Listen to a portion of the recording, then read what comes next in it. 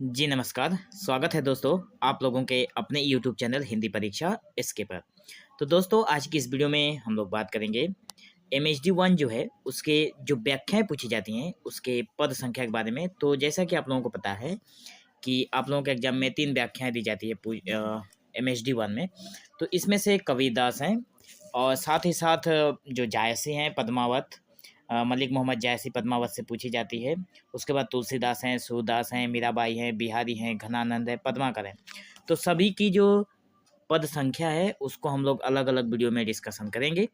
तो जो इसका व्याख्या हम जो आज लेकर आए हैं वो है कबीरदास जी। ठीक है, कबीरदास जी की जो पद संख्या है वो है 1 2 3 4 5 6 9 10 14 15 17 21 22 23 24 और 25।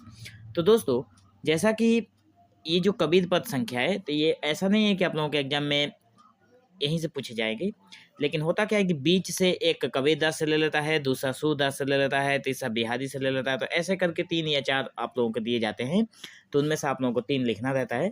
तो ये जो व्याख्या है बहुत ही सरल भाषा में हम लोग लेकर आए हैं। अगर आप लोगों ने अभी तक व्याख्या वाला सीरीज नहीं देखा है तो MHD1 में ही जो प्ले लिस्ट है उसमें सारी चीज़ें दी गई है।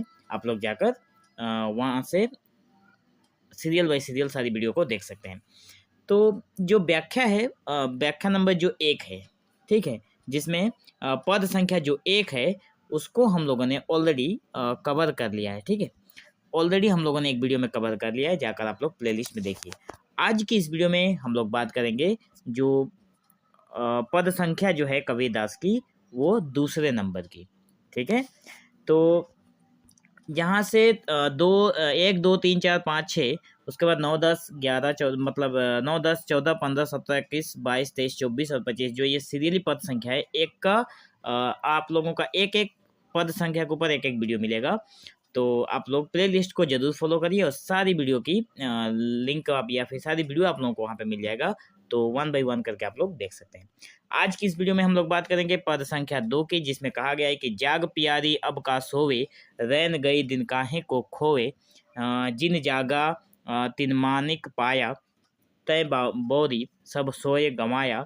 उसके बाद है पिए तेरे चतुर तू मूरख नारी, कबहू न पिय की सेज संवारी, तय बोरी बोरापन कीन्ही, भर जोवन पिय अपन न चीन्ही, जाग देख पिय सेज न तेरे, ताही छाड़ी उठी गए सबेरे, कहे कबीर सोई धुन जा गए, शब्द बान और अंतर ला गए। ये जो पद संख्या है 2 नंबर, इसको अगर हम लोग सप्रसंग इसकी व्याख्या करें तो कुछ इस प्रकार इसका हम लोग प्रस्तावना या फिर भूमिका में लिख सकते हैं कि कबीरदास जी भारतीय भक्ति काल के महान संत कवि थे। उन्होंने अपने दोहा और पदों के माध्यम से समाज में व्याप्त जो पाखंड था, जो अज्ञान था और जो बाहरी आडंबरों का विरोध किया। ठीक है, उनके काव्य में रहस्यवाद देखने को मिलता है, भक्ति और ज्ञान का अद्भुत समन्वय देखने को मिलता है। प्रस्तुत पद में कबीरदास जी आत्मा और परमात्मा के संबंध को पति पत्नी के रूपक के माध्यम से समझा रहे हैं।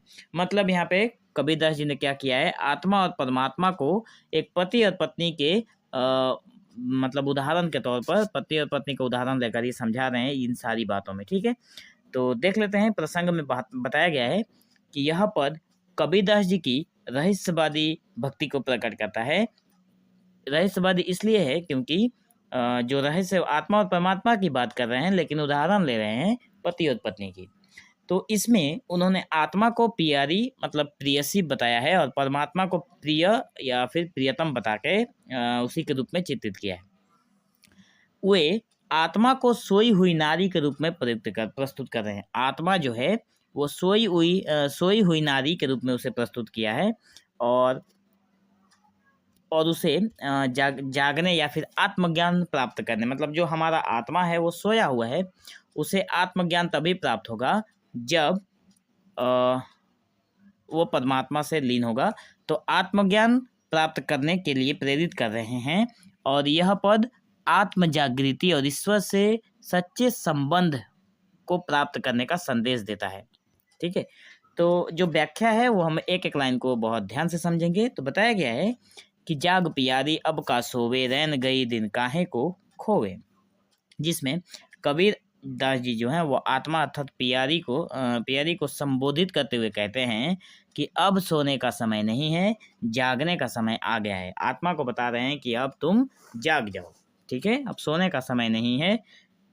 पूरी रात अज्ञान का समय, पूरी रात का मतलब अंधेरा जो होता है, तो वो अज्ञान का समय है जो कि अब बीत चुका है, सुबह हो गई है, अब दिन आ गया है, मतलब ज्ञान का समय हो गया है, आ गया है, ज्ञान का समय आ गया है।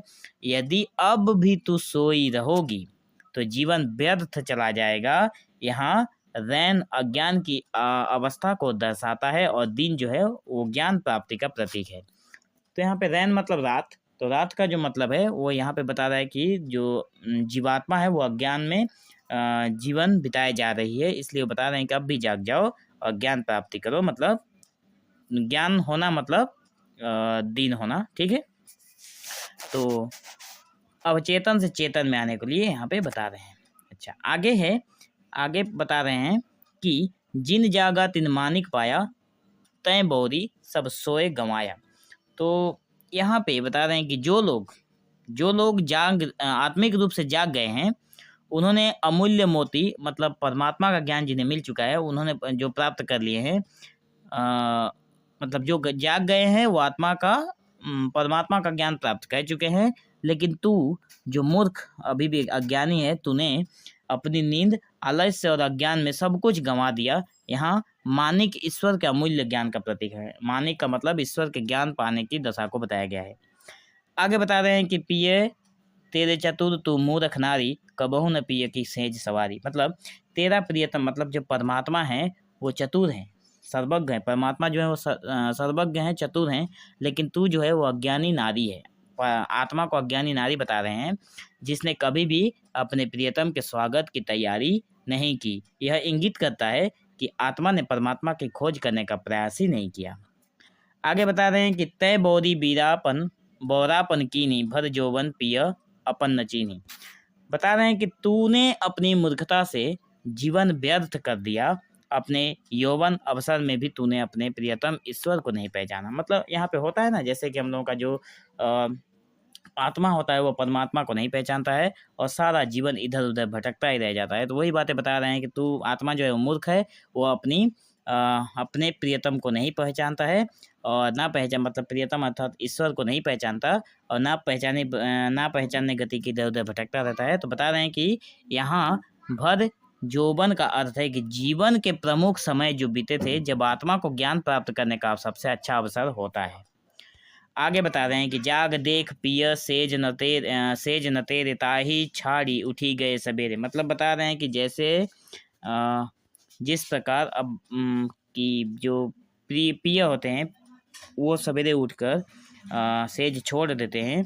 तो बता रहे हैं कि अब जब तू जागी है तो देख, तेरा प्रियतम जो है ईश्वर है, अब तेरी सेज में नहीं है, वो तुझे छोड़कर जा चुका है। यह इंगित करता है कि जब व्यक्ति ज्ञान प्राप्त करने का प्रयास करता है, तब तक जीवन व्यर्थ चला जाता है और अंत में मृत्यु आ जाती है। और अंत में जब किसी को हम लोग देखते हैं कि पूजा पाठ करने में लगे हैं, कभी कभी एक दो चैप्टर ऐसा मिलता है जहाँ पे जो कवि होते हैं वो बताते हैं कि सारा जीवन ऐसे ही व्यर्थ बिताया और बुढ़ापे में जाकर याद आई भगवान की या फिर ईश्वर की। तो वही बात बता रहे हैं कि जब मतलब ज्ञान प्राप्त होता है तब हम लोग मृत्यु के समीप चले गए होते हैं। अब बता रहे हैं कि कहे कबीर सोई धेनु धुन जागे, शब्द वान और अंतर लागे। कबीरदास कहते हैं कि जब आत्मा ईश्वर की भक्ति और प्रेम में लीन हो जाती है, तभी वो वास्तव में जागती है। जब परमात्मा के वचनों शब्द का प्रभाव आत्मा पर पड़ता है, जब परमात्मा का जो वचन होता है, जो शब्द होता है, उसका प्रभाव जब आत्मा पर पड़ता है, तब उसका जो अज्ञान होता है वो नष्ट हो जाता है, उसे सच्चा ज्ञान प्राप्त हो जाता है। तो इस पंक्ति का संदेश ये है कि इस पद के माध्यम से कबीरदास जी एक संदेश दे रहे हैं कि मनुष्य को अपने जीवन का प्रत्येक क्षण आत्मज्ञान प्राप्त करने में लगाना चाहिए। जो लोग जीवन भर अज्ञान की नींद में पड़े रहते हैं, वे परमात्मा को पहचान नहीं पाते और उनका जीवन व्यर्थ चला जाता है। इसलिए हमें आलस्य और मोह माया को त्याग कर आत्मिक जागरण की ओर बढ़ना चाहिए। तो निष्कर्ष के रूप में हम लोग यही बोलेंगे कि यह पद आत्मा की आध्यात्मिक तो इसके निष्कर्ष में हम लोग यही बोलेंगे कि यह पद आत्मा की आध्यात्मिक यात्रा को दर्शाता है, ठीक है, और हमें आत्मबोध के लिए प्रेरित करता है।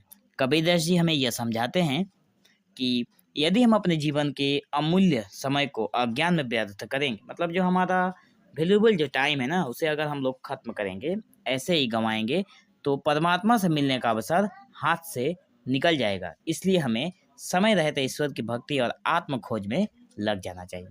तो हमें आशा है कि आप लोगों को ये जो दूसरे नंबर की पंक्ति है वो समझ में आई होगी, और हम लोग अगले वीडियो में बात करेंगे पद संख्या जो कबीर की, वो 3 नंबर की पद संख्या के बारे में, ठीक है। बाकी वीडियो देखने के लिए आप जो चैनल की प्लेलिस्ट है उसको फॉलो करिए, सारी चीज़ें आप लोगों को मिल जाएंगी, ठीक है। तो आशा करता हूँ आप लोगों को वीडियो अच्छा लगा होगा। अगर वीडियो अच्छा लगा हो तो अपने दोस्तों के पास शेयर जरूर करें, ठीक है। तो वीडियो में अंत तक बने रहने के लिए आप लोगों का बहुत बहुत धन्यवाद।